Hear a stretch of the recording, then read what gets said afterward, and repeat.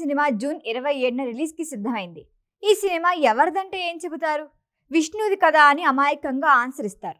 కానీ థియేటర్ల దగ్గర సందడి చూస్తుంటే అలా లేదు. మరి ఎందుకంటారా? మీరే చూడండి.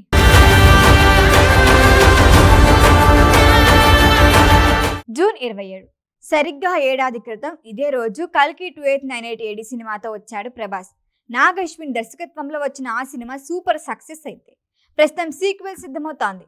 అయితే మళ్ళీ ఈ ఏడాది ఇదే రోజు కన్నప్ప మూవీతో వస్తున్నారు.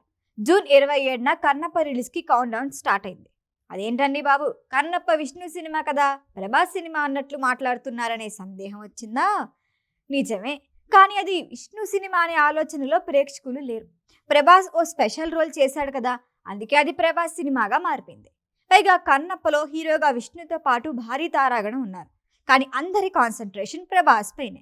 అందుకే కన్నప్ప అంటే విష్ణు సినిమాగా కాకుండా ప్రభాస్ సినిమాగా మారిపోయింది. కన్నప్ప సినిమాలో టైటిల్ రోల్ పోషించాడు విష్ణు. ఇందులో రుద్ర పాత్రలో ప్రభాస్ కనిపిస్తాడు. ఆ లుక్ కూడా అదిరిపోయింది.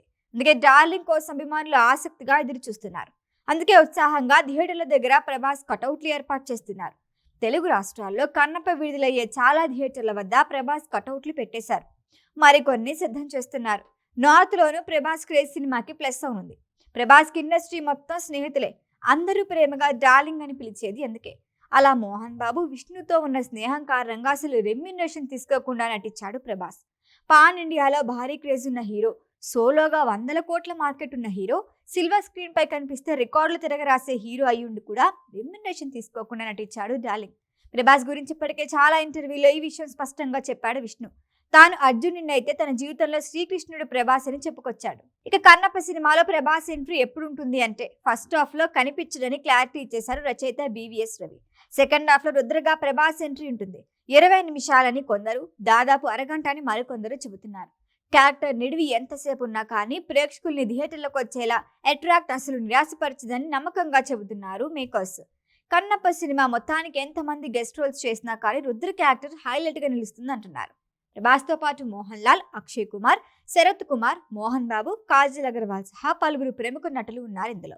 ఫస్ట్ డే 100 కోట్ల టార్గెట్ పెట్టుకున్నాడు మంచు విష్ణు. జూన్ 27న తెలుగుతో పాటు తమిళం, కన్నడం, మలయాళం, హిందీలో భారీగా రిలీజ్ కానున్న కన్నప్ప విష్ణుకి ఎలాంటి రిజల్ట్ అందిస్తుందో వెయిట్ అండ్ సీ.